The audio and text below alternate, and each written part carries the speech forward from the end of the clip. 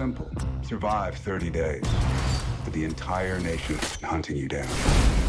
The grand prize, $1 billion! Win this game. Change your family's life forever. Hunt him down! People will sell you out in a heartbeat. What is happening? Welcome to the Running Man.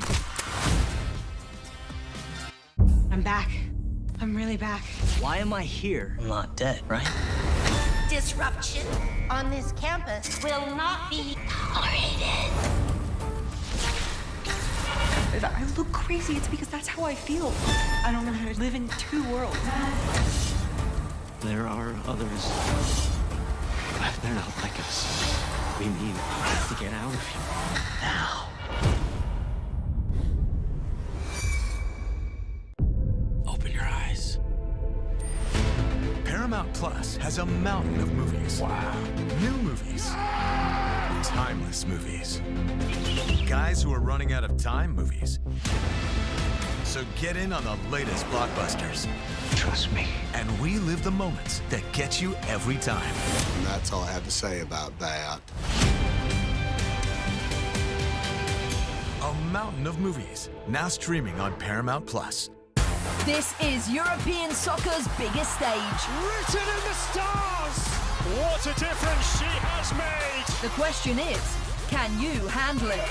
Can you handle it? The crowd here feels electric. Stream every match of the UEFA Women's Champions League on Paramount Plus. I lost my dad and my aunt. What aren't you telling me? I'll never know what you've gone through, but I'm sure your dad will want you to be happy.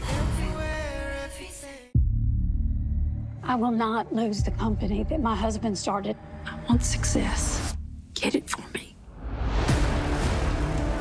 This business will bleed you dry.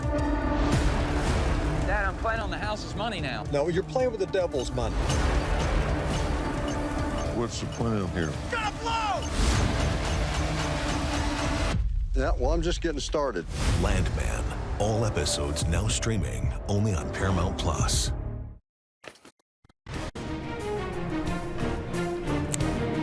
For Norway's first World Cup in 28 years, and they have advanced at the expense of the Ivory Coast. 2-1 the final score in the round of 32.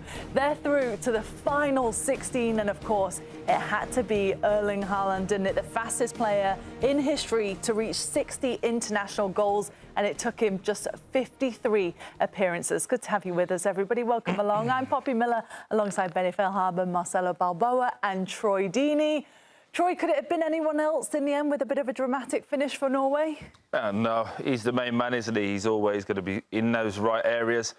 Very difficult to do what he does. I know for a lot of people, they will go, oh, he's just in the 6-yard box. He's always in the 6-yard box. Yeah. Goes through so many games where he has like 8 touches in a game, 12 touches in a game, but he's always ready, always alert. And yeah, it wasn't a great finish, but anyone who plays golf knows it doesn't matter how you got there. It's all about the number on the scorecard, isn't it? It doesn't matter how you got there. And he scored. And they're through. Norway, for me, are an interesting team. I think there's so much more there that they can give, but they just play within themselves, within this structure, because it's working. So when you've got that guy up front, you'll always be in games. Mm-hmm. Is that how you feel as well, Benny? Yeah, I mean, it's funny. Like, he'd had, you talked about it, 8, 10 touches. It felt like he didn't touch the ball very often, and you could almost tell on the goal itself. Yeah. It wasn't clean. It didn't matter how it went in, but he almost had a hesitation. It's like, man, did I hit it clean enough for it to go in? Because it kind of hit off the backside of his heel. But he's there. It's the movement. It's the willingness to get there every single time that puts himself in a position to get the easy goal. Mm-hmm. A hell of a pass as well from Verde to set him up. But, yeah, I mean, with Erling Haaland, you're going to get a chance to score. It seems like I think it's, 10, 11 games in a row or something that he's scored in. Yeah. So you start the game 1-0. Yeah, and it's like a mentality thing as well. The other team know that he's going to score, or they think going into it he's going to score. Your team go, well, he's probably going to score, so we get a little bit of a boost. And then the other part of the conversation is for him as well, like to be mentally engaged without really touching the ball. Most football players, or certainly us with it, we want to have a touch. If we haven't had a touch in about a minute, maybe a minute and a half, we've got to go looking for the ball. Hey, give me a touch or do something. In my situation, it was like to find physical contact. So I'll go and have a fight with somebody to feel like I'm engaged within the game. For him, it's like, no problem. It'll come. It'll come. It's crazy. 3 defenders go crash down on one player and leave Haaland by himself. I'm sorry. That's just, again, we talked about these. It was, again, discipline defensively. Yeah. Go do your job well. Don't do somebody else's job. 3 guys went over to try to close that ball down, clipped it into the far post. But listen, I think in this world, there's 2 different types of forward. There's an Mbappe who needs the ball, who wants the ball, who'll get it and run at you and who'll be dangerous. And then there's guys like Haaland, Messi. I'll put Messi in that category. Messi doesn't touch the ball a lot in that area, does he? But he's always finding the right space to get in there. Haaland, I think he's okay at not having the ball. You saw him walking around. You saw him waiting for the space. He gets into a battle every once in a while. But when the ball's in the 18, that's when he lights up. That's when he turns on. That's who he is. And I think Norway knows it. I think Man City knows it. So, again, he did his job today. He put himself in the right spot, hit it off his heel. Almost didn't go in, but the best goal scorers in the world find ways to put the ball in the back of the net, and that's what he did. Is that even more frustrating? No, you know what probably was more frustrating? Morocco, listen to her speak. Morocco. I'm going right there. Morocco, thank you for busting it. Paraguay, thank you for busting it. Now, Ivory Coast, thank you. I think, though, if you're a defender and you watch Erling Haaland score an absolute screamer or something, you're like, OK, fine, that's just something he can do. When you watch him unmarked, though, kind of get it in somehow, Benny, that's got to be a bit like the most annoying thing, hasn't it, in a moment like that of a World Cup match? Yes, but Haaland works within that box, right? He doesn't score too many bangers from outside the box. He does score some worldies in terms of athleticism where he gets his foot 10 feet in the air and somehow, but it's usually inside the 6 or inside the 18, and so he works within that realm. And I think that, yes, it's frustrating to see an unmarked Haaland inside the 6 for a tap-in, but it was a good play from Norway. It was one of those plays that they didn't get too many opportunities like that. It's where not they like found it's a small guy. It's Haaland. You're a defender. He's a cyborg. You know where he is.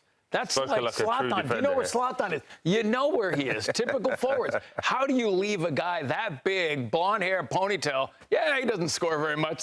Just leave him over there. I don't understand. Yeah, defensively. I think from a defensive point of view, it was that little rush of blood where they all wanted to, like that fear kicks in. One mistake leads to a second mistake. Of course, but everyone's like, they're going to score, try and stop it. Where 3 of them are thinking that, as opposed to like, okay, you're going to deal with it. I'll mark my man.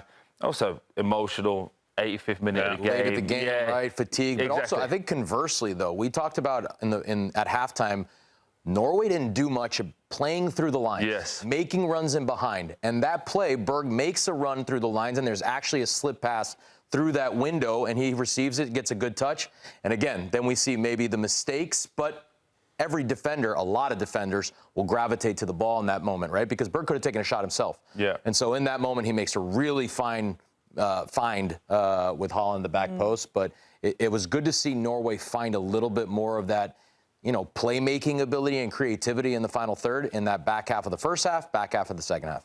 They're going to take on Brazil, which we'll talk about in just a second. But for those, Marcelo, that have got Norway as a bit of a dark horse, because they are for many, aren't they? I think especially with Erling Haaland, with the fans as well. How do you see them doing overall? Do you think that they've got one more game in them, or could they be a real Cinderella? I think they have one more game or two. The way they're playing defensively, they're locking it down. When you've got a threat like Haaland, you're a problem for Brazil. So, I think that right now, when you look at the way they played today, they found a way to get through the goal that Ivory Coast scored.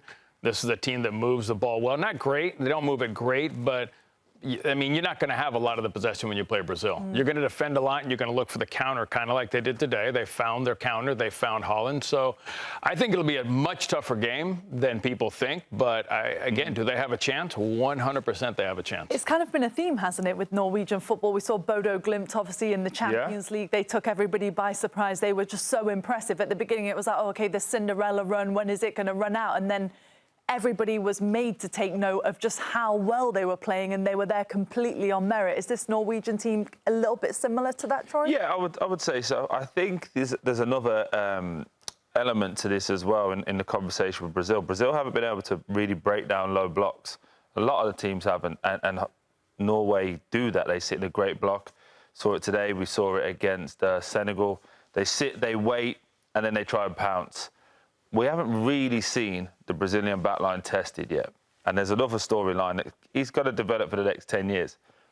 Haaland, the guy you can see there, versus Gabriel. It's the Arsenal-Man City thing. Again, those guys have had a history of being physical with each other. So let's see how it plays out on the international stage. But if you're Norway now, you don't fear anyone. You don't do a Jesse Marsh and say it's a free hit, as you know. I was waiting to see how long. I've got to get one in a day. But, you know, they will look at it and go, OK, well, all the pressure's on Brazil. They need to come and beat us. But is it a free hit in some way, or you just don't you never like that? Listen, for me, it's never a free hit. This is sport. We're competing. Anything can happen. A sending off. They have a player, 4 players who play 8 out of 10. We have 4 players who play 10 out of 10. There's things that can happen. A goalkeeper can make a mistake. I just hate the term, it's a free hit. You're already defeated before you get there. It's like, oh, we're lucky to be here. Like you've won the lottery or you've won a participation award. What about for those that say, well, it just takes the pressure off us. It makes us play more freer, knowing that the expectation is on them, it's not on us. I don't think sport's for you. Yeah, I think pressure's a good thing at times. Part of it, right? Like pressure, the top players, pressure, I think usually focuses you, makes you more concentrated, makes you more goal-oriented. So I don't know if, I mean, I'm sure coaches have their little methodical ways of getting the players to be ready for the game, and maybe that's what Jesse was trying to do. But with Norway, I think being ready for the game, players are the fans. Yeah, that's true too. So Troy, if your manager said that to you, it's a free hit today, boys, would you stand up and say no? Yeah, 100%. I don't think I would have let him even finish. I'd have said, well, why are we doing it then? Why are we training? What's the point of training? Might as well just let me go and have a beer. I've never had a coach say that. I've never had a coach in a tournament or anything at a league game say tomorrow we're 1 point away from the league. It's a free. I've never had a coach tell me that we're played on borrowed money, so let's go on casino money. So I don't understand one bit.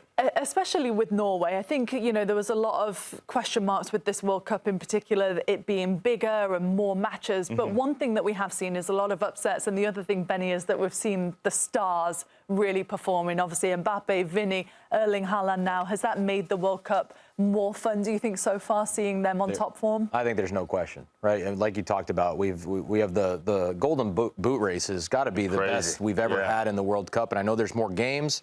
And some smaller nations as well that uptick the goals. But, man, all the stars came to play. And then we'll see, you know, an Erling Haaland against a Vinny, who, you know, 5 and 4 goals, I think it is. Vinny almost had 5 with that off the post against Japan. And so, look, I do think that when you get to this part of the tournament, the weight of the jersey matters. Right, and there's a saying in Brazil, and I think it's a saying across the world. But I know that the Brazilians will say that the weight of the jersey, the yellow jersey, will matter against Norway, right? And so the ability to be there, having done it before, the experience, I do think that they're slight favorites against Norway, but they're not a better team.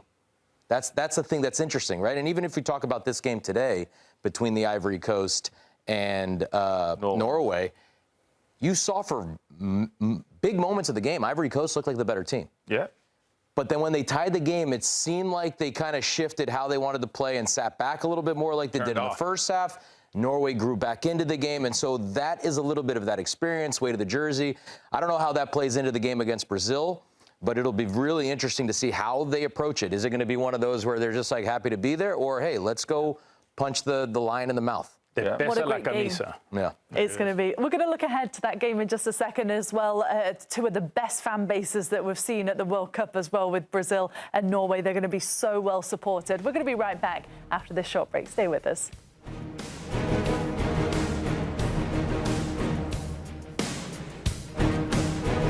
At the start of every year, I find myself wondering again, constantly questioning life's mysteries. Could I make it in the UFC octagon? When Jeff Probst asks survivors, ready? Do they ever want to say no? Has Dexter ever considered meditation? Will Beth and Rip make it last on the new series Dutton Ranch? If not, Rip, call me. Stream new series and returning favorites, plus huge events. It's going to be the biggest year yet. Welcome to the Running Man. The rules are simple. Survive 30 days. But the entire nation is hunting you down. The grand prize, $1 billion. Win this game. Change your family's life forever. Hunt him down! People will sell you out in a heartbeat. What is happening? Welcome to the running man. I'm back. I'm really back. Why am I here? I'm not dead, right? Disruption on this campus will not be tolerated. If I look crazy, it's because that's how I feel. I don't know how to live in two worlds. There are others. But they're not like us. We need to get out of here. Now.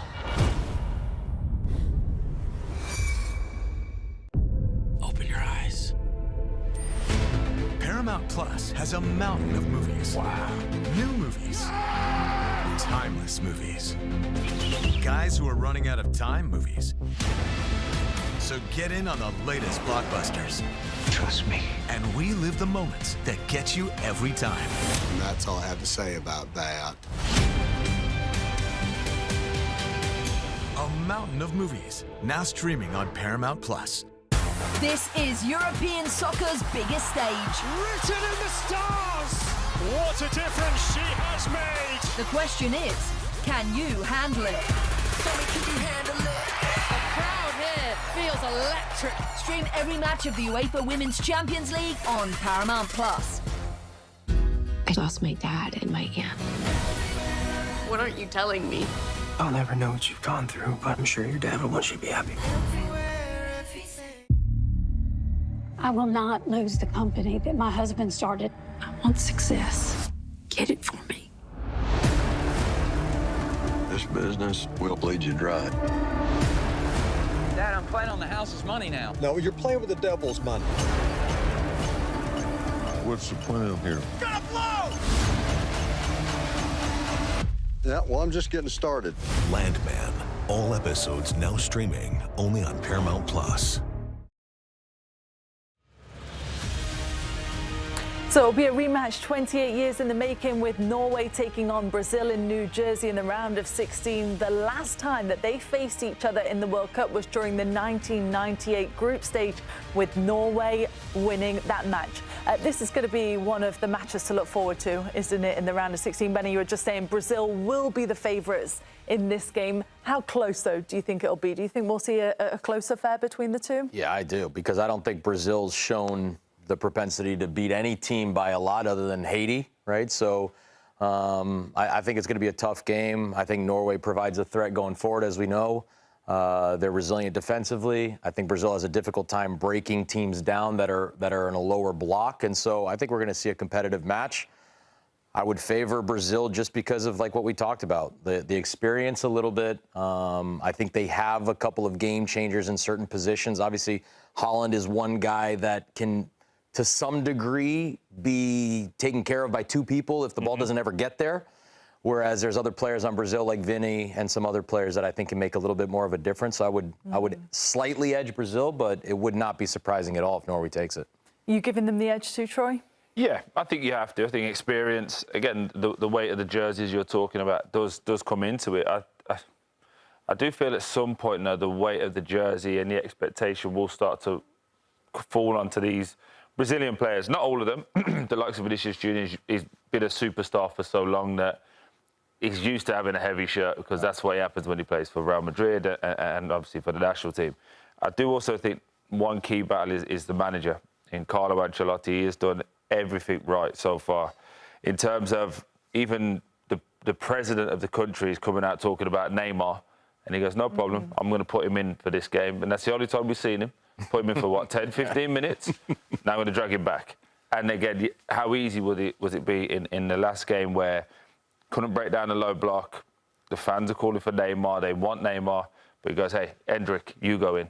You're a young guy, I'm going to give you some airtime that you haven't had, but it was very easy to put Thiago in. Yeah.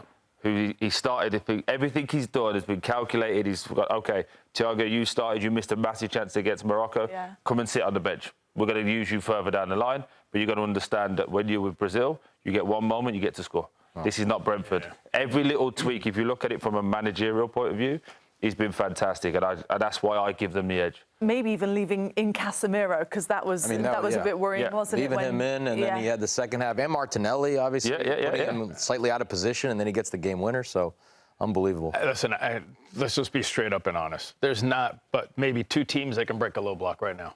Messi, maybe France. Yeah. With Olise in there. Besides that, tell me another team right now that can break that low block. So it's in transition where it's going to happen.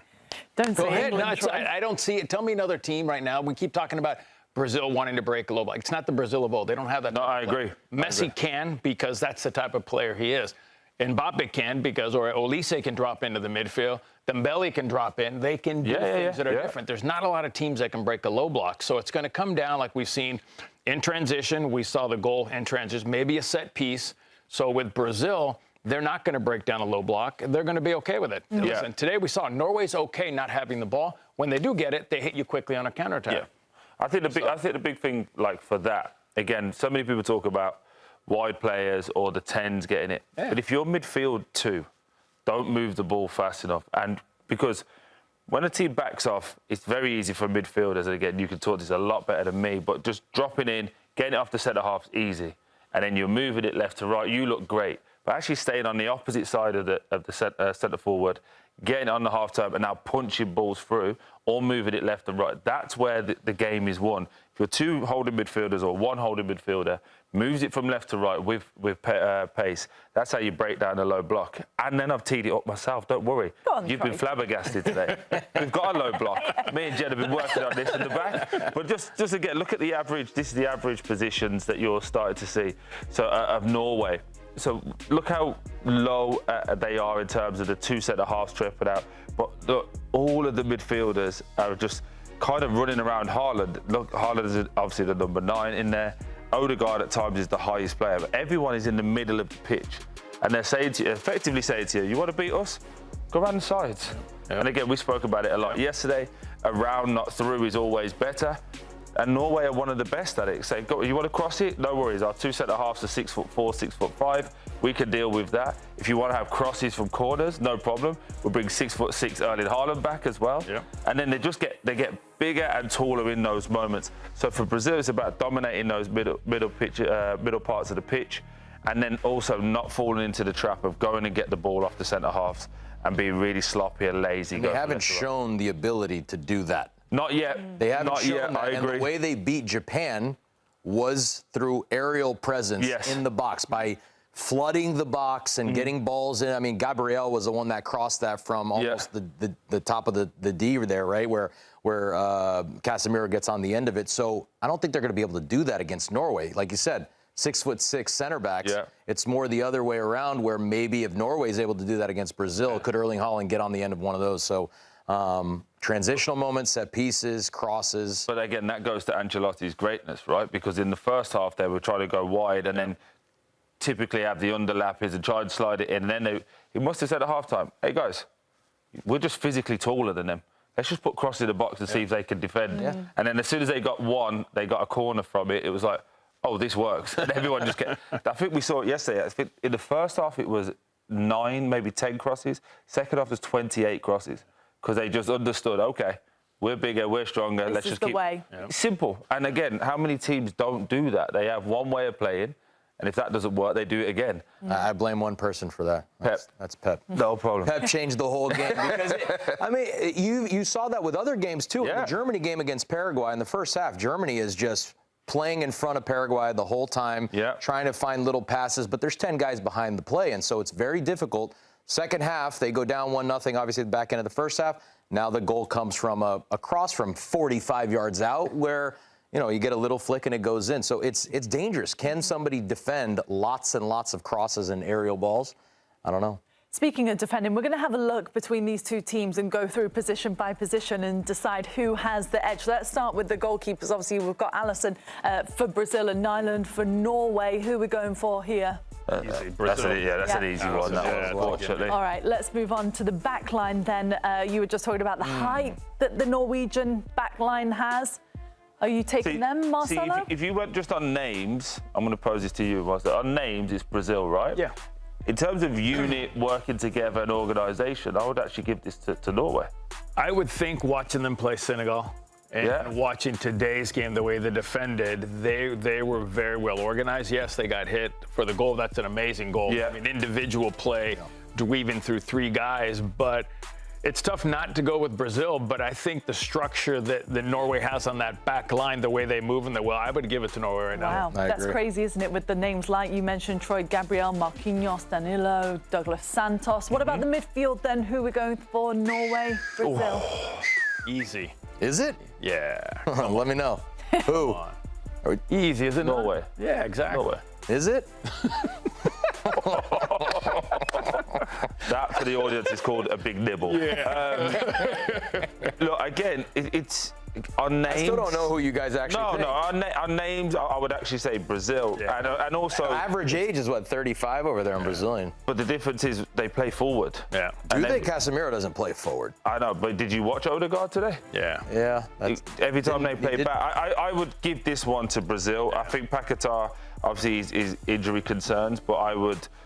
If he comes out, then you drop Cunha down there. That adds a big difference. And I think that's what they have to do. I think they should play Endrick up top. That gives them a little bit something different in terms of being dynamic and just making some vertical runs, opening up those gaps in between the lines, and maybe now some midfielders like Cunha or whoever else can receive the balls. Maybe even Vinny can come inside, but they didn't do anything in the first half, and in the second half, it was much more of aerial presence in the box. What about the wingers then? We saw Nusa score today, saw Loth, and then you got Ryan, Vinny Jr. as well. This Which one's way are you easy leaning? for me.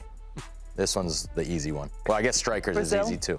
Yeah, I go with Brazil with the wingers. I mean, just Vinny, and there's no one like Vinny. Vinny on his own is a guy that can change the game. I mean, you talk about that run that he made, the nutmeg, then the Messi play on Boateng, right, with the fake shot with the right, cut it back to left, then outside of the foot to the post. I don't think anybody on Norway can do that, so I'll give it to Vinny. And then for the... We're going to let you take this one. We're going to let you take this one. Yeah, Norway, you've got to go Norway.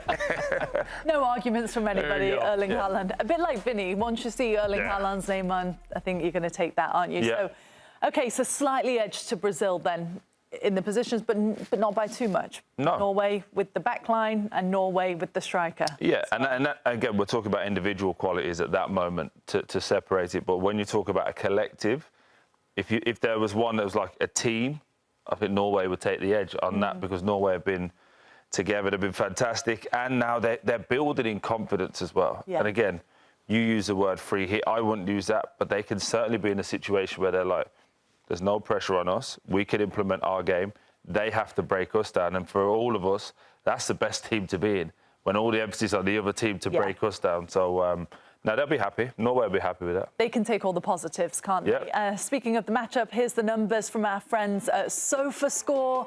Just in the competition so far, you can see the SofaScore rating gives the edge to Brazil, just over 7, just under 7 for Norway. Let's see what our betting expert, though, Mackenzie Brooks, thinks about this round of 16 clash. Good to see you, Mackenzie.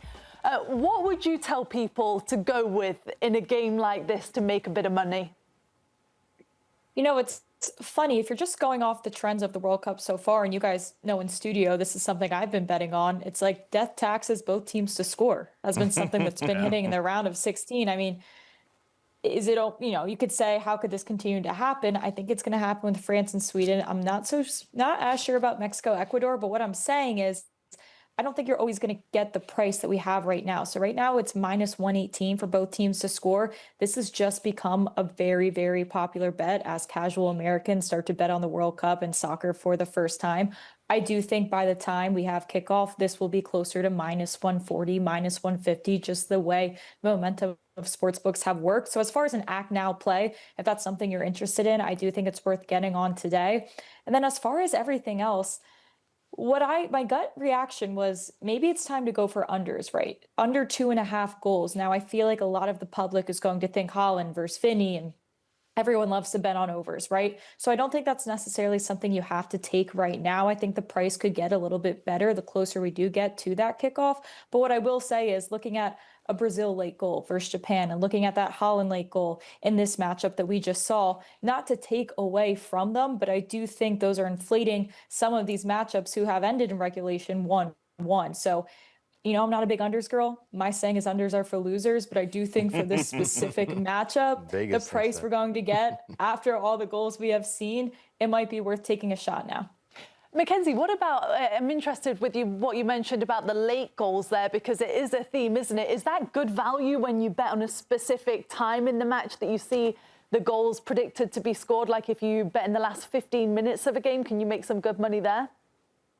You can. And the first thing I actually looked at when I went to the sports books for this game is for the highest goal scoring half to be the second half, because I feel like for Brazil specifically, I think we see them just turn it on in the second half. But just in general, with the round of 16 so far, you're definitely seeing more action, more momentum in that second half. Right now, that's plus 105. I think that's a great bet to take at this point. I don't think it will stay at plus money. I'm sure we'll see that closer to minus 115 based off the trends and based off the games we will see before this game kicks off. So I know you guys have been talking about it as well, just Brazil and the way that this attack really lights up in the second half. I think plus 105 for the second half to be the highest scoring half is a great play. Yeah, that's not bad, is it? Good stuff, Mackenzie. Thanks so much. Good to see you all. See you soon. See you guys. All right, everybody stay with us. We'll be back here on Golazo Matchday 48 Nations in just a second. At the start of every year, I find myself wondering again, constantly questioning life's mysteries. Could I make it in the UFC octagon? When Jeff Probst asks survivors, ready? Do they ever want to say no? Has Dexter ever considered meditation? Will Beth and Rip make it last on the new series Dutton Ranch? If not, Rip, call me. Stream new series and returning favorites, plus huge events. It's going to be the biggest year yet. Welcome to the Running Man. The rules are simple. Survive 30 days. But the entire nation is hunting you down. The grand prize, $1 billion. Win this game. Change your family's life forever. Hunt him down! People will sell you out in a heartbeat. What is happening? Welcome to the Running Man. I'm back. I'm really back. Why am I here? I'm not dead, right? Not be tolerated. I look crazy. It's because that's how I feel. I don't know how to live in two worlds. There are others. But they're not like us. We need to get out of here. Now. Open your eyes. Paramount Plus has a mountain of movies. Wow. New movies. Timeless movies. Guys who are running out of time movies. So get in on the latest blockbusters. Trust me. And relive the moments that get you every time. And that's all I have to say about that. A mountain of movies, now streaming on Paramount Plus. This is European soccer's biggest stage. Written in the stars! What a difference she has made! The question is, can you handle it? Tell me, can you handle it? The crowd here feels electric. Stream every match of the UEFA Women's Champions League on Paramount Plus. I lost my dad and my aunt. What aren't you telling me? I'll never know what you've gone through, but I'm sure your dad will want you to be happy. I will not lose the company that my husband started. I want success. Get it for me. This business will bleed you dry. Dad, I'm playing on the house's money now. No, you're playing with the devil's money. What's the plan here? Gonna blow! Yeah, well, I'm just getting started. Landman. All episodes now streaming only on Paramount Plus. Well, for the Elephants of Ivory Coast, their journey in the 2026 World Cup ends in heartbreak with a loss against Norway in Dallas. They join Germany as another team eliminated from Group E. So a really disappointing day in the end, especially considering how that goal went in. But just a recap of how they've done in the tournament. They beat Curacao, they beat Ecuador, they did lose to Germany. But by the way, it was Undav's goal, wasn't it, in stoppage time that was the loss there. So that was a little bit disappointing for them. Overall, Benny, how do you rate their time in the World Cup this year? Look, I liked what Côte d'Ivoire did, right, in this World Cup. I thought they were the second best African nation behind Morocco in how they played, how they attacked, how they defended. They were athletic. They moved forward with desire. It was fun to watch them. I think that they have some special players in Diomande and Ahmad and a few other guys in there as well. So I think that they're going to continue to evolve, and they have a really good roster that I think will continue to improve as well with the experience that we talk about in these tournaments are so critical. So they'll be better prepared after another African Cup of Nations and then a World Cup in 4 years from now. I had them going far. How far? So I liked them. I had them, I believe, almost a quarterfinal, semifinal. I saw so much in them, but then I saw what reminded me of Ivory Coast is they switched off for 1 second. They let a player run by. He just the defender just kind of looked around, plays it behind, and now you're in trouble. You know what I mean? And I think that's what happened. One mistake led to another mistake, led to another mistake, and that's where the goal came. So in order to win these kind of games, you've got to be focused for 90 minutes. And I don't feel that they were focused. When they got the goal, it almost like they shut off a little bit, like, okay, we're back in the game. We can go back to playing. When they were in control of the game, they should have just kept on going. But these are the things you learned. It's still a pretty young team. It's a team that's going to keep learning. So for me, I think this was a great, great step for them. And hopefully we see more of this in the next World Cup. Yeah, youngest squad in the World Cup as well. 25.8 is the average age for the whole squad. So the youngest in the World Cup. Come with a lot of expectation. I think everyone's been mightily impressed with how they played the game. But on the other side to it as well, they are learning, they are young. A lot of noise as well. I think Diomande, their young prospect, linked with Liverpool in the middle of this, linked with PSG, got these things happening. I do think there's moments where they'll look back over this campaign, not only as learning moments, but like what ifs. They're like, what if they'd have scored the second against Germany, and how would the route would have been? And then also, like you said, the defending point of view, what if we'd have just switched on and seen moments out? But great team. I'm not as high as these guys are. I think they're the third best. I'll go Morocco, Senegal. You know I like Senegal. And Ivory Coast. But you did have them as your favourites, right, over Norway today. I did. I thought they had the pace, the power, and I genuinely believe that if they would have got the first goal, they would have went on to win the game. Against a team like Norway, you have to score first because you've got to get them to come out of their shape and you've got to get them to do things they don't want to do. Unfortunately, Norway scored first, and the game plan was pretty simple after that. Ahmad was fantastic with his goal. The little 1-2, then goes in and out of three players, puts it in the far corner. Then you go, oh, okay, here we go, let's see. And then weirdly, that young naivety was, okay, let's go back to factory settings. Whereas older pros would have been like, okay, we've got them on the ropes now, go again, go again. And I do think at moments it was just maybe one World Cup too soon. But AFCON is coming up again. They've got to make sure that they're ready and competing with that, because the African Cup of Nations is playing a massive, vital part for these African teams now, because each team's getting better. We saw Senegal versus Morocco in an unbelievable final. Obviously, we know all the off-field stuff that happened with that, but the game itself was fantastic. So they're raising each other. Now everybody else has to get up to their level. And if these guys, Morocco and Senegal, end up having really good World Cups, guess what? The level just got up again, and now you guys have got to go catch again. So I think African Cup of Nations is becoming huge for these teams. It's so true. That's coming up, by the way, on September 21st. They're in a group with Ghana, Gambia and Somalia, and only the top two teams will advance out of the group. This is one of those as well, like you mentioned, Troy, with how exciting the last edition of the African Cup of Nations was. Do you think that Ivory Coast will go into this thinking we've got a real chance here? Yeah. I think so.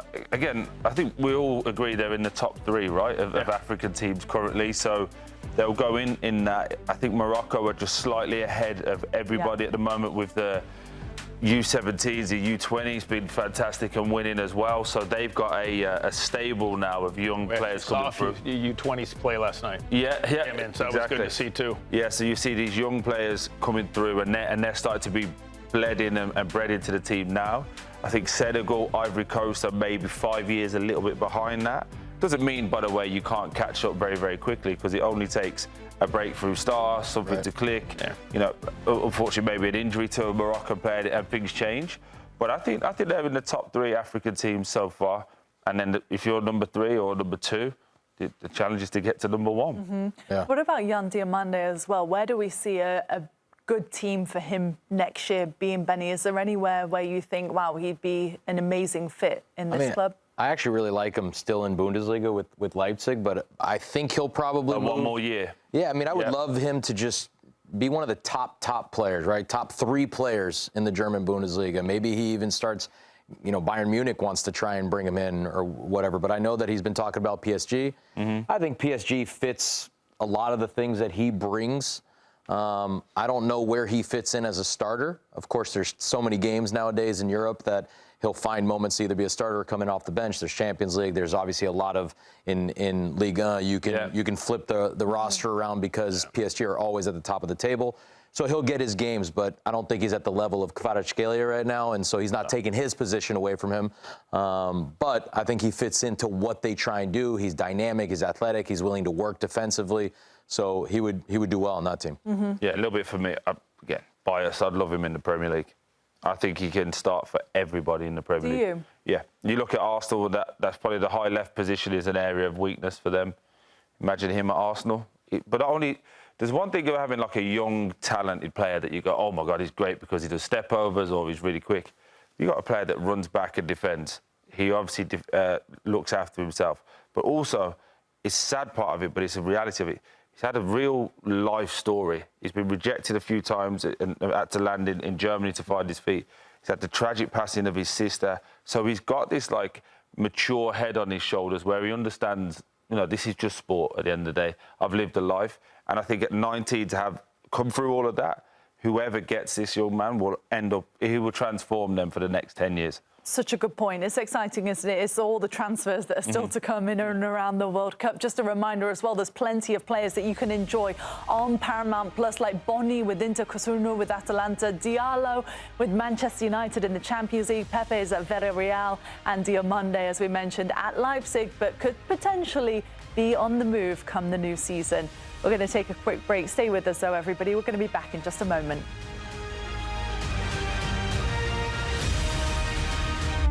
At the start of every year, I find myself wondering again, constantly questioning life's mysteries. Could I make it in the UFC octagon? When Jeff Probst asks survivors, ready? Do they ever want to say no? Has Dexter ever considered meditation? Will Beth and Rip make it last on the new series Dutton Ranch? If not, Rip, call me. Stream new series and returning favorites, plus huge events. It's going to be the biggest year yet. Welcome to the Running Man. The rules are simple. Survive 30 days. But the entire nation is hunting you down. The grand prize, $1 billion. Win this game. Change your family's life forever. Hunt him down! People will sell you out in a heartbeat.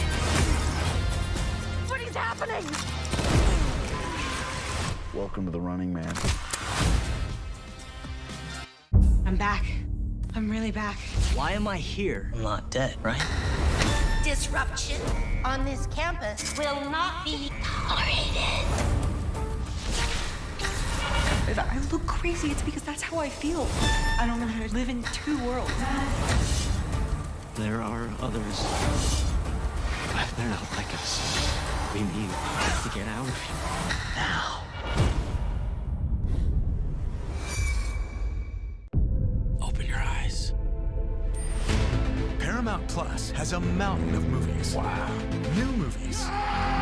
Timeless movies. Guys who are running out of time movies. So get in on the latest blockbusters. Trust me. And relive the moments that get you every time. And that's all I have to say about that. A mountain of movies, now streaming on Paramount Plus. This is European soccer's biggest stage. Written in the stars! What a difference she has made! The question is, can you handle it? Can you handle it? The crowd here feels electric. Stream every match of the UEFA Women's Champions League on Paramount Plus. I lost my dad and my aunt. What aren't you telling me? I'll never know what you've gone through, but I'm sure your dad will want you to be happy. I will not lose the company that my husband started. I want success. Get it for me.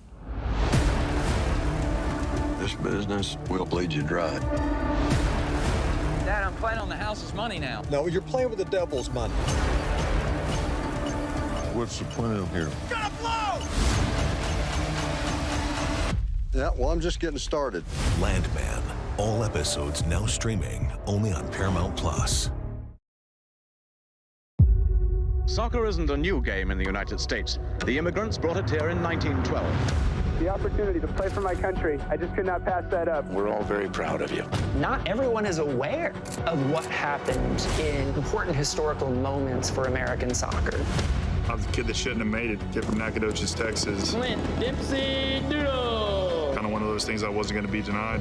People criticize me often. You can't take it seriously. It's the USA. But I get to have that attention because I'm good. We were carrying the weight of American soccer on our shoulders. I'm a put it shot. Probably unfair to 20 guys. When he looks at you, he looks like he wants to kill you. And I have respect for that. It's about how much are you willing to give to win. Heavy is the head that wears the crown. The USA has realized its dream. Dempsey threw the ball in the What can this kid do? Well, for more on the stories that have shaped this sport in the States, you've got the US men's soccer trilogy on Paramount Plus, The $1 Billion Goal, You Don't Know Where I'm From, Dog, and Pulisic, multiple eras, one passion, all streaming for you on Paramount Plus. And from documentaries to podcasts, the Call It What You Want crew and Mackenzie Brooks will be live from Chicago for all the build-up and the reaction to the US men's national team's round of 32 fixture against Bosnia and Herzegovina on the Golazo Network and Golazo America YouTube channel at 7 o'clock Eastern tomorrow. And speaking of Bosnia and Herzegovina, let's welcome in the legendary goalkeeper that played for them. Asmir Begovic is back with us. Asmir, so good to see you, looking very smart. How are you feeling about tomorrow's match against the US men's national team? Confident? Yeah, well, thanks for having me back, guys. Always a pleasure to be on with you guys, and really looking forward to the game. I think it's a great challenge. Massive challenge taking one of the host countries in their backyard, and I know the team, everyone, all of our fans are certainly looking forward to it, and it should be an amazing atmosphere in San Francisco. Yeah, mate, we've spoken before about you're a very honest man when it comes to the assessment of Bosnia. But I actually think this game suits you guys so much, with the Americans having all the pressure, Americans obviously loving to run forward their athleticism and go wide, and you guys get to sit in that low block. How much are you looking forward to this game from a tactical point of view? And then secondly, are we going back to 4-5-1? Are we going back to that, or are we going to go with the young boys? Yeah, Troy, well, I think exactly right. I think that's the big question. What approach does Sergei Barbares, the Bosnian manager, take? I think if you look at his recent record, especially against some of the bigger nations, bigger teams, he's certainly gone with a 4-5-1 lower block. You're very happy to soak up pressure and then really try and hurt the other team in transition. And then, of course, on set play. So really this game should suit us really, really well. And, whether it's a question of, especially if we can survive the first 15, 20 minutes, because that the American team are going to come out like a house on fire and put a lot of pressure on the team. And that's where they've done quite a bit of damage. Look at the game against Paraguay, even the first half against Australia. So I think we've got to try and survive that first initial period and then get ourselves into the game. And I think once we do, with the mentality these boys have and the never say die attitude, I think we can definitely cause an upset. Looking at the U.S., and if you looked at the first three games, the way they press and they keep repressing on you guys, when you look at this group, how do you break that, and how important are set pieces going to be for you guys tomorrow? Yeah, I think that's not too big of an issue for us. I mean, if you look at the Bosnian team, they're not looking to really build through the back and play out from the back too much and take any risks. So I think it's just a case of being quite direct and playing over that press. We have one of the best, if you look at some of the best strikers over the last few years, and Edin Dzeko was incredible holding the ball up, even against multiple defenders, and can bring other people into play and other players, linking up to play with them. So I think for us, it's a case of being a little bit more direct, especially at the beginning of the game, getting the ball forward to Edin Dzeko, maybe getting in behind the American fullbacks, and just turning the play around. So I think from that aspect, it should suit us quite well. And then set plays. You know, we have one of the biggest, tallest teams in this tournament. So if we can get in some really good situations, focus on delivery, we've got a few guys who can go and win those challenges and hopefully score a goal. Hey, Asmir, I think that I totally agree with you in the sense of the first 20 minutes being of utter importance for both teams, really.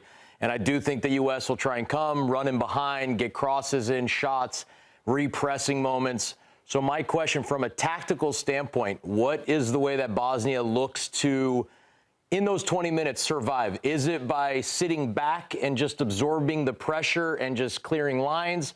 Or is the hope to be able to actually have some of the ball, possess it, build up the field, and create some chances of your own? Well, if you look at this, if you look at our team and the Bosnia team in the last few games, you know, I think it's the most important thing initially is that competitive side of things, making sure you win your duels, your 50-50s, win headers, because if you give the American team that momentum and that belief and confidence right away, then obviously it could be a really, really long night. So I think from that aspect, make sure you get the competitive side right. And then I think slow the game, manage the game, take your time on any restarts. I think goal kicks, you go long, get it forward, because we do, like I said, we do have likes of Edin Dzeko up there who's going to compete for every single ball. So I think from our aspect, the counter press of America and the way they like to press shouldn't cause us too many issues unless we do something silly. But it's actually not the way they've approached a lot of games. It's really trying to go forward, be direct, not take any risks, and play for the percentages at times. Asmir, Troy has been saying all along that he doesn't like the term free hit. Do you think in some ways, though, after the last match you were mentioning, that's kind of how Bosnia-Herzegovina is feeling? Do you think that that works into their advantage, knowing that the big pressure is on the US team, especially with them playing here in the States? Yeah, I mean, I still stick to that. I think all the pressure is on the American team without a doubt. I mean, if you look at their country's populations to our country's populations, it's 100 times more. A lot of those things play in their aspect. Now, the good thing is our fans are some of the best fans you'll see around the world. So I think we're going to have some really good numbers in San Francisco, and it should be a really fun game from that aspect. But ultimately, guys, and where I really love our team is that competitive aspect. We've taken down some other big teams, so there won't be any fear going into this game for the American team. And ultimately, we can talk all we want in terms of tactical aspect. It's about those 11 guys going in that tunnel, looking the Americans in the eye. Once you get on the pitch, everything else goes out the window. That's the time to compete. You set your marker, you set your stall out, and you try and get a result. Asmir, no clean sheets yet for you guys in the competition. Give me a score prediction, and how are you going to be able to keep the Americans at bay, please? Well, Troy, I think we're going to absolutely try and drag this one out. So I'm going to go 1-1. 1-1. I think trying to keep a clean sheet is going to be very, very difficult. I think we're going to have to score at some point. But we do have some threats. You know, I really like the lad Haris Tabakovic who's coming back into full fitness. So as the game goes on, we can keep throwing those target men, big center forwards out there, and they can get something out of nothing. So I think it'll be 1-1, and I'm going to go for our team to cause a massive upset and win on penalties. Yes! I love that. Asmir. I love it. I love it. Another crazy thing, obviously, about the team, maybe for those that haven't seen much of Bosnia and Herzegovina, is last time you were just explaining to us the sheer amount of miles that they've covered. They've covered the most amount of miles of any team in the World Cup. They knocked out Italy just to get into the World Cup. They've been all over Canada, all over the US. There's so much grit and determination, isn't there, with this team? Just sum up probably how their mentality is coming into this game, having done all of that legwork ahead of the match. Yeah, if you look at the history of this team and our country, we don't do anything the easy way. So the way we've qualified for this tournament, beating the likes of Wales on penalties, Italy on penalties again. Hopefully we can continue that good trend. But absolutely, everything's been done the most difficult way in terms of the travel, the way we've qualified, everything we've done, even to get out of the group, we've done it in the most difficult way. And then, you know, you're going to be now up against one of the biggest challenges. But ultimately, this is what, you know, our people have done so many times. We've come back from the dead. We've come back in difficult situations. We've fought against the odds. And, you know, I don't see this being any different. So we're really much looking forward to it all. I think, once again, you're in the knockout stages of the World Cup. It doesn't get any better than this. And I'm sure the whole country, all of our fans and the players are going to up for it to give it a massive go against the United States. Asmir, last one for me, mate. When you talk about a lot of countries, when they get to a certain point, and this is the furthest your country's got to so far in World Cup history, how does it impact the next 15, 20 years of young kids playing football if they were to beat the USA and go on to the round of 16? And then what does it mean for the country as a whole? Because you've been through some tough times in recent history. And what would that do? What could this potentially mean if you won it? Troy, that's an incredible question. You know, I think that's a really deep, layered question, really, with a lot of different answers. Because in terms of our football, it's the #1 sport in our country by a long distance. You know, you see all the kids playing it on every single corner of the country, and they absolutely love the sport. And again, we've qualified for 2 major tournaments since independence 12 years ago, and of course this tournament here. So it's not something we're used to doing. Now, in terms of what can be done with a lot of this success, you know, of course it's going to inspire even more and more kids to play the game. And hopefully, I think the issue we've had in dealing with the political corruption in our country, in our federations, we've not been actually able to use these rewards in the best possible way. So I'm really hopeful that times have changed and the people in power who are making these decisions can hopefully invest a lot more in the infrastructure of Bosnia and in Bosnian sport and Bosnian football to try and open up more of these opportunities and hopefully get us to these tournaments and the world stage a lot more often. That's what's really exciting, isn't it, about moments like these, is even when the moment's passed, it's what's to come. We love the insight, Asmir. Thank you so much for joining us. Best Appreciate you, big man. Always a pleasure, guys. Thank you. All right, everybody. Well, for more on Call It What You Want, make sure you join them for all the build-up. They're live from Chicago, as we mentioned, tomorrow, 7 o'clock Eastern, recess at Chicago, ahead of the U.S. men's national team taking on Bosnia and Herzegovina. I'm going to be back in just a second.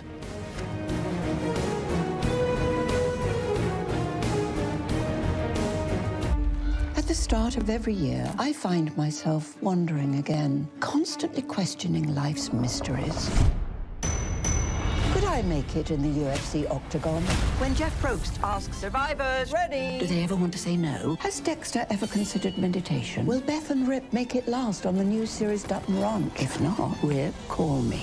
Stream new series and returning favorites, plus huge events. It's going to be the biggest year yet. Welcome to the Running Man. The rules are simple. Survive 30 days. But the entire nation is hunting you down. The grand prize, $1 billion. Win this game. Change your family's life forever. Hunt him down! People will sell you out in a heartbeat. What is happening? Welcome to the Running Man. I'm back. I'm really back. Why am I here? I'm not dead, right? Disruption on this campus will not be tolerated. If I look crazy, it's because that's how I feel. I don't know how to live in 2 worlds. There are others. But they're not like us. We need to get out of here now. Open your eyes. Paramount Plus has a mountain of movies. Wow. New movies. Timeless movies. Guys who are running out of time movies. So get in on the latest blockbusters. Trust me. And relive the moments that get you every time. And that's all I have to say about that. A mountain of movies, now streaming on Paramount Plus. This is European soccer's biggest stage. Written in the stars! What a difference she has made! The question is, can you handle it?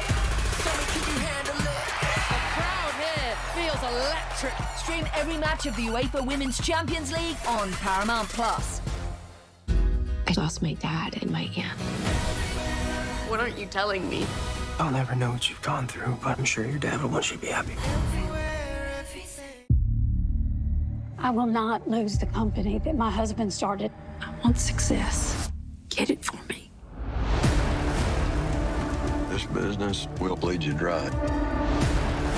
Dad, Dad, I'm playing on the house's money now. No, you're playing with the devil's money. What's the plan here? Gonna blow! Yeah, well, I'm just getting started. Landman. All episodes now streaming only on Paramount Plus. Because when I was young. The Empire and Garden State are the centerpieces of the World Cup's biggest matches, including this round of 32 game between the two-time winners France and Sweden, who will both have to navigate the northeastern summer heat. For more, here is Rob Marciano with the weather report. Well, greetings from New York City's Central Park, not too far from where they'll be playing their second game today at MetLife Stadium in northern New Jersey. So let's go over the three games that are slotted for this day for the knockout round and which ones will be affected by weather. So we've got Mexico City, Dallas, the first game. That, of course, is a covered roof, but warm for the fans getting there for sure.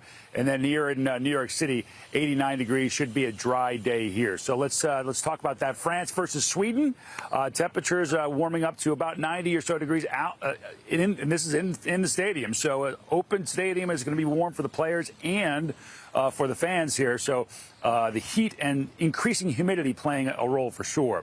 Next game after that is going to be the later game in Mexico City, which will be cooler because it's at elevation and a little bit later in the day. But there is a chance of seeing some thunderstorms there, and we know what that can do for delaying games. So we'll be watching that carefully as Mexico takes on Ecuador. As for the games tomorrow across North America, all in the States, Seattle, San Francisco, and Atlanta. As far as what games you'll be seeing for tomorrow in those venues, we're looking at England versus the Congo, 87 degrees in Atlanta. Of course, that's inside. Belgium versus Senegal. Seattle, that is outside. Looks good, 65. And in Southern California, USA plays its first knockout game. 74 degrees, should be picture perfect there. CBS News meteorologist Rob Marciano with your look at the World Cup weather forecast today. Enjoy the game. Rob, thank you very much. Well, this is going to be a great game, isn't it? Because this is France attack and Sweden. Well, who knows what we're going to see from Sweden. They've done it at just about every result imaginable so far in this World Cup. But for France, they've scored 10 goals, Troy. Yep. How impressive have Mbappe and Dembele been at the headline and centerpiece of it all? Yeah, absolutely. We know what these guys have got. Also, you've got Barcola on there as well, who can add you that pace and power. But I think Elise is the one who really ties it all together. These guys get the plaudits, obviously, because of the goals. 10 goals they've scored, 8 between the two of them. And they see efficiency for me when you look at Dembele's chart. Four goals, 1 assist on 8 shots. It's frightening. But yeah, they are a handful all over the pitch. You know what they've got, which is talent. And again, we'll get into the teams in a minute, but when you look at the bench, you're like, wow. And this is just Dembele coming off that right-hand side there, cutting onto his left foot. All 8 shots, and they're all in the same very similar area. Again, as a coach, you can use this and be like, okay, this is what we're going to try to do to stop it, but you can't. And then also, from a goalkeeper's point of view, he's going to go across the goal. We're going to stop it, unfortunately. It's just that good, and you can't. Isn't that crazy, by the way, though, all of those goals being in such a small area of the goal? Is there just nothing you can do, Benny, when you're taking on a player like Dembele, no matter what stats and what figures you look at? I think the unbelievable thing with Dembele is that, so 3 of those were with his left foot, where he curled it to the back post, and 1 of them was a cut back to his right, and then he smashed it across the goal. And his 2 feet are equal. He doesn't have a weak foot. He doesn't have a strong foot. They're both strong feet, right? I think there's a viral, interview with him when he was young where he didn't even know what foot he was. He's like, yeah, I'm left-footed, but I'm actually better at shooting with my right, or vice versa. I don't remember exactly what it was, but he's unbelievable. And I think the first goal that he scored against Norway was with his right foot. And now the next 2, it's like they don't know if he's going to bring it back to his right, so they give him his left, and then he just curls it in. So he's fantastic coming in from that side, and it's almost unplayable. I look at so many threats, but Olise, to me, it's going to be his day. He's due, because he's been pulling the strings. He's been so close. He's been feeding Dembele. He's been feeding Mbappe. They've moved him more into the middle as that false 9, if you want to go with, or the 10. But he's been fantastic, connecting the play from the back to the front. He's been good defensively. So, yeah, when you're already looking at Dembele, when you walk in the game, you look at Mbappe. Now you've got to look at Olise. And I think this could be his game where he's going to pull the strings and maybe get his goal. I'm not betting on that, Poppy. I'm just letting you know. Marcelo, how much would you hate to be a defender against France's attack? I'd be awesome sitting on the bench watching this. You guys go ahead. No, listen, it's a challenge. And I think for most of us defenders, you like a challenge. You want to see where you're at. You want to see how good you are. You want to see how you can mark a guy that's quick. You know what Dembele can do. So I look at it as a challenge. I would be excited, a little nervous, but excited to be able to see at what level and how well I would do against players like this, world-class players. Yeah. That's said before the game. Yeah, At half-time, they'd be going. But no, your head's spinning right here. But it's okay, though. But how do you go about it? Do you walk in scared? You walk in scared, you're in trouble. So you've got to walk in thinking, it's a free hit. I can do this. Oh, my God. We're never going to let this go. Oh, my Lord. He's never going to let that go. Have you just Jesse, stop saying things like that, please. You wind him up all day long. All day long.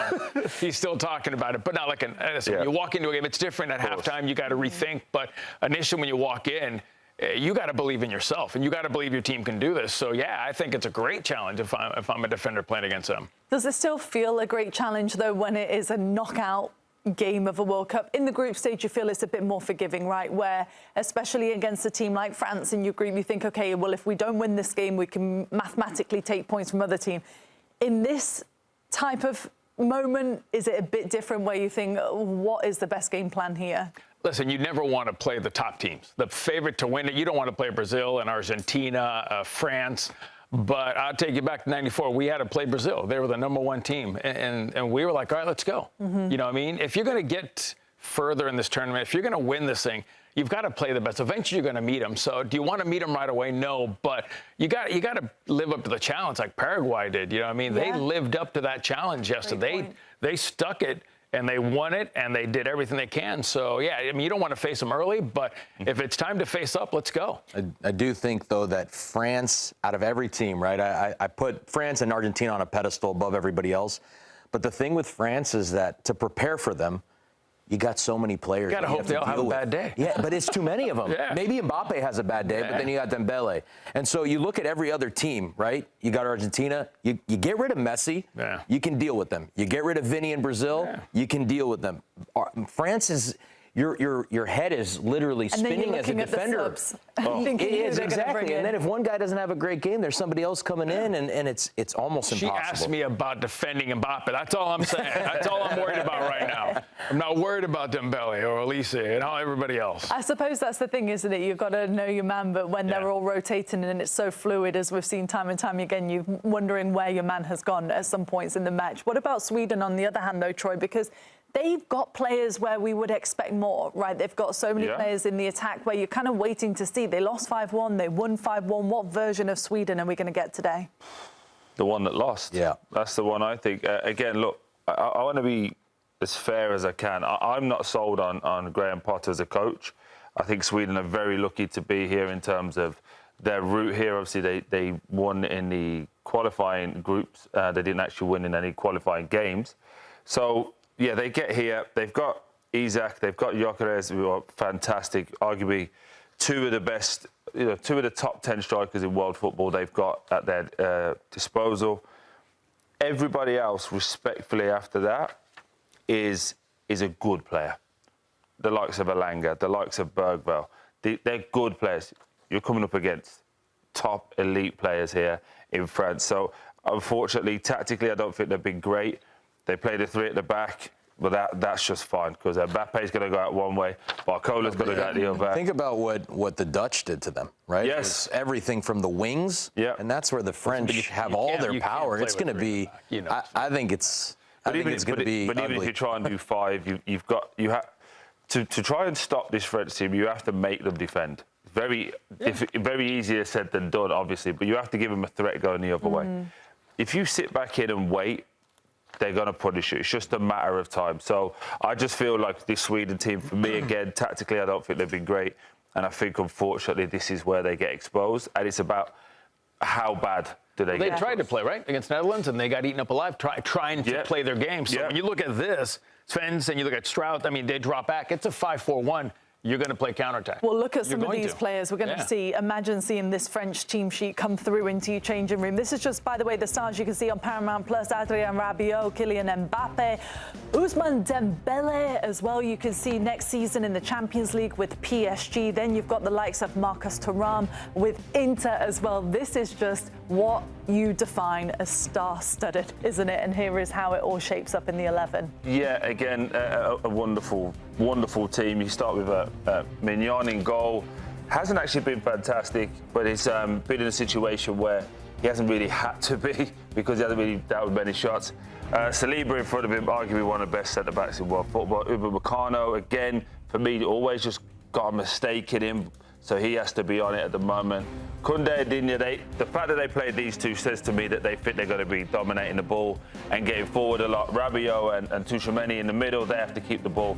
But this is where they just they're set a level above everybody else. Barcola on the left, pace, power, can do whatever he wants. Dembele on the right, pace, power, can do whatever he wants. Mbappe up front, pace, power, can do whatever he wants. And then just to tie it all together, Elise is just pace, power, trickery, can do whatever he wants. Roaming all over. Yeah, and then if none of them... Sit Doué on the bench. Yeah, but and if none of them work, then guess what? We can bring Thuram on, Cherki, Jaya Emery, Doué, Mateta, you know. I want you to tell me what place that backup team would take in a World Cup as well. Yeah, they would make the quarters just on their own. They'd be in the round of 16. It's frightening, the amount of talent that they've got, and we continue to say, you know, year on year, the only people that can stop the French is either Messi or themselves. Yeah. Or hopefully the English.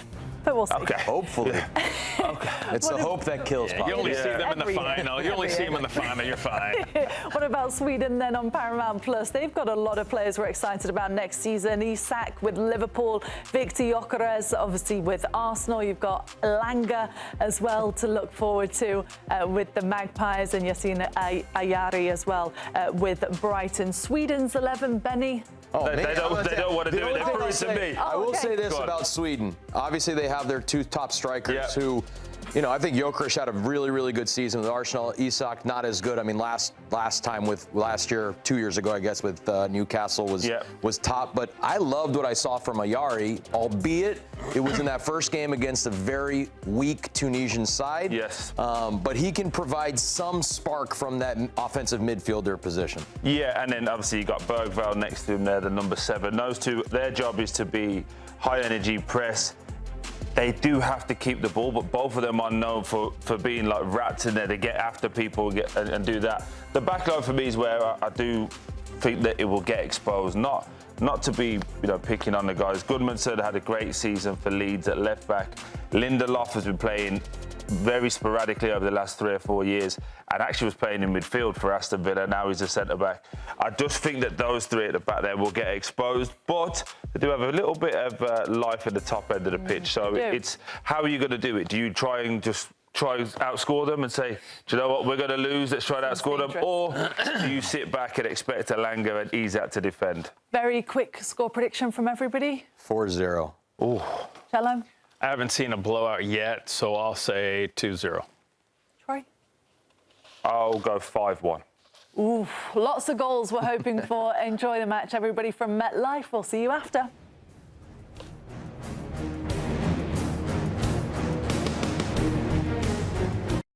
At the start of every year, I find myself wondering again, constantly questioning life's mysteries.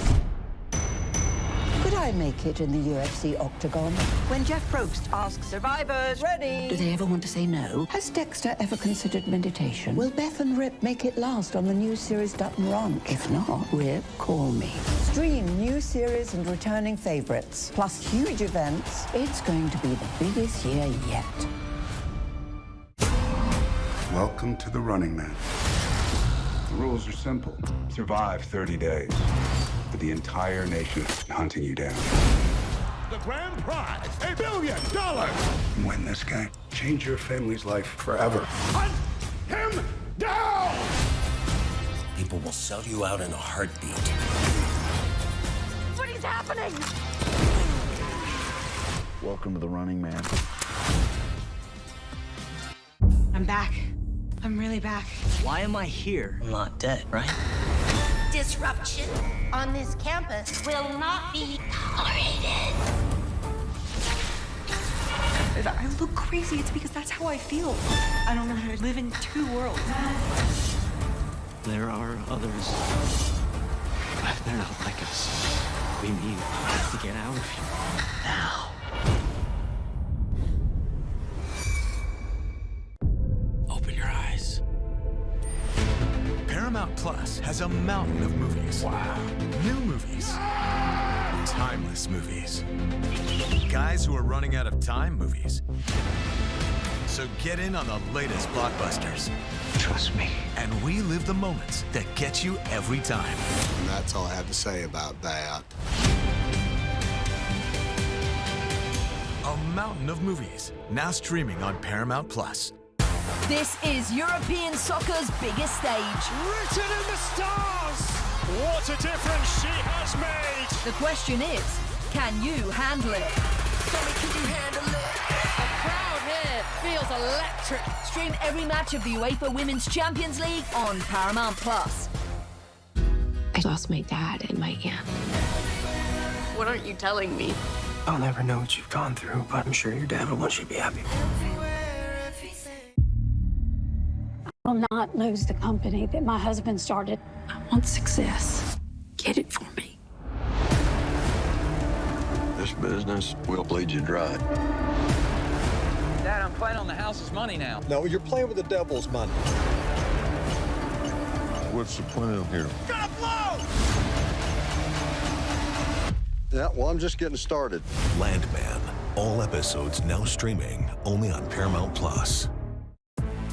Well, one of the storylines of the World Cup is the debutants Cabo Verde advancing to the round of 32. Not only did the players celebrate, but also the fans, and for some, turned into unlikely reunions like between a teacher and her former student. If you ever doubt how magical this world is, one day you'll decide to go to a World Cup watch party in Oakland that you found online to root for a country where you spent 2 years trying to coax English out of the mouths of Cape Verdean teenagers. And at that watch party, you will ask the organizer if he's from Cape Verde. He will say yes from prior. You will say, oh, I lived there for 2 years. I was a teacher. He will ask your name and you will tell him. He will then say, you were my teacher. And guess what? Here they are with us now, Jill Tucker and Ivan Silva. Great to see you guys. I mean, what are the chances of this happening? Just walk us through the day and how you kind of came together and your reaction when you put the 2 and 2 together. Yeah, I had wanted to go to a watch party and be around people who love Cape Verde as much as I do. This is Cape Verde's first time in the World Cup. And so I just Googled watch party, Cape Verde, Oakland, and there was one option. And so my husband and I showed up, and there were about 20 people there, I think. And I walked up to the counter and saw the organizer with a Cabo Verde shirt and said, hey, are you from Cape Verde? And he said, yes, I'm from Praia. And that's when I said, yes, I live there. And when he said he was my student, it was this magical, crazy moment of, well, like I say, I think I blacked out for a second, and then we hugged, and across 35 years and 6,000 miles, wow. Here was one of my students that I loved all those years ago. Well, the first question I've got to ask is: he turned out as a good student or not? They were all wonderful students. Always. Yeah, always. And now he's a public librarian, and he's amazing. And I cannot believe that we are back in touch. And now I'm not letting him go. He's going to make my life go after them. Yeah. Oh, Ivan, what was it like for you? Did you put the 2 and 2 together straight away, or did it kind of take you a second? Well, as she was saying, the dates, the name, and everything is just slowly start coming together. The pieces started coming together, and then because I had already been looking for her. So, wow. Amazing. Yeah. Let me ask you this: did you watch any of the football, or did you just spend the whole time catching up on what you've both been up to? No, we totally watched the football. We did. And then in breaks, we hugged again, and we talked, and then since the game, we've talked more and have caught up more. Yeah. Oh, good. And just for people that don't know too much about Cape Verde, what is it that you both love about it? Because we're seeing it from a football aspect, right? The togetherness, such a small country united and fighting against the odds. But you guys have both lived there. Take us into it. Take us why Cape Verde is so good. Yeah, I think this team represents exactly what our country is about. They're resilient against all odds. That's the hand we were dealt. We were stuck in an island with no natural resources, but we made it. We made a country out of it, and that's this team represents us so well, and I'm so proud of them.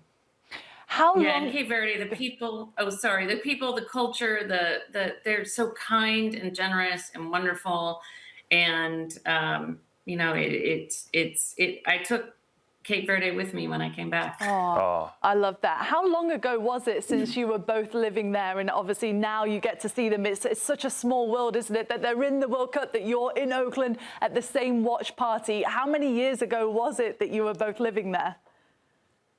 I was there from 90 to 92 as a Peace Corps volunteer, and Yvonne, you... I left for the U.S. In 1993. Wow. Yeah, oh, wow. So it's been a time. Yeah. I'm not trying to make you both feel old, but Poppy wasn't born then, so that's why she's gone really quiet at this point. No, again, we're talking about the football and talking about the story. What does the legacy of this team now bring to the island? So in terms of not just the football, but how much exposure, tourism, what does that look like in your guys' opinion? Yeah, I think tourism for sure. It was anyone who comes out of the island, we're always trying to tell people where the islands are, come visit, and it's a struggle. Our passports have a map in them so we can show people where Cape Verde is. But it seems like we won't need to do that anymore.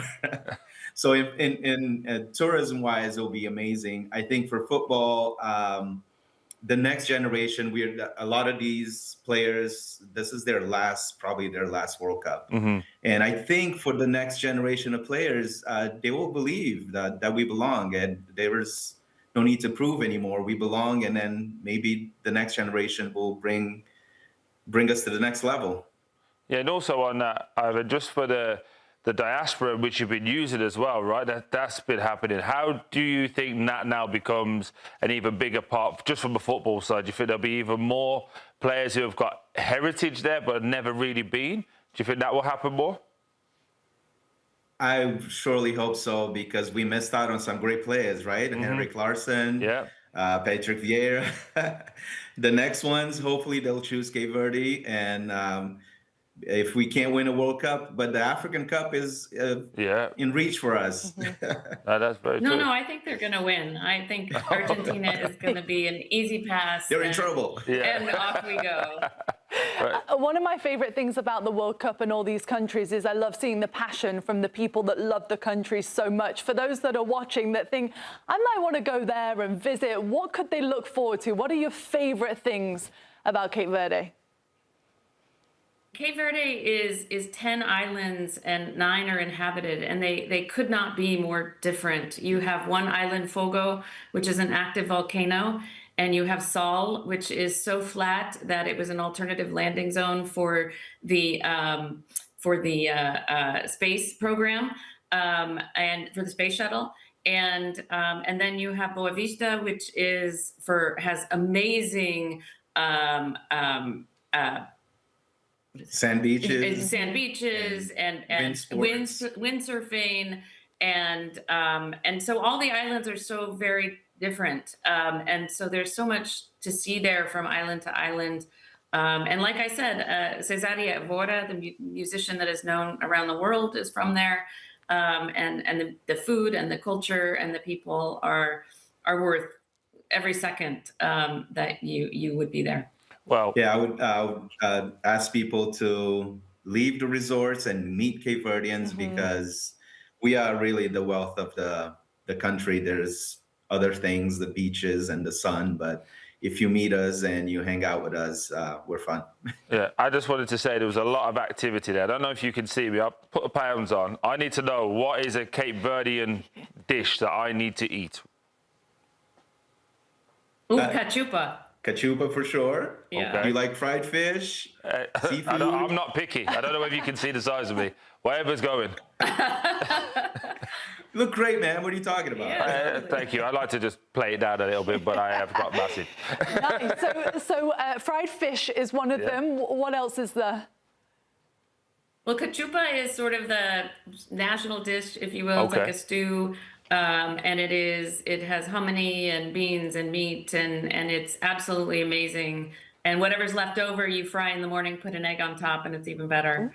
So yeah, you need to eat cachupa. I'm in. 2 for 1. I'm in. You got me. Right, will you guys be watching the game together against Argentina? Will it be another watch-along party, or will you just be going to a bar? We're hoping to. We're still making arrangements and hoping to be in the same place. So, well, no pressure. You're on CBS. Everyone can see you. So if you don't, it's on YouTube. We want to be, but have some family issues that we have to resolve. Okay. So we may have to just ditch our families and be together and watch Cape Verde. But I'm pretty sure they're going to make it to the next round. So after that, we're watching them all together. Well, it was my birthday yesterday, and I was working. So thank you. So I know exactly how you feel, because I ditched my family for Poppy to ditch me and not come in. So it was great. I get how it feels. I get how it feels. Don't feel sorry for him. He had a cake and everything. He was fine without us. I actually heard you requested to work yesterday. Is that not the truth? Was my wife and kids watching? Absolutely not. Oh, well, Jill, Ivan, thank you so much for joining us. Really loved your story. Best of luck as well. And I hope you get to watch the game together and enjoy. Absolutely. Yes, root for Cape Verde. Yes, we will be after that. I'm always going against Argentina. Am I allowed to I just need some more food. Okay. They lost me after that. Food I was in. All right, everybody, stay with us. We're going to be back in just a sec.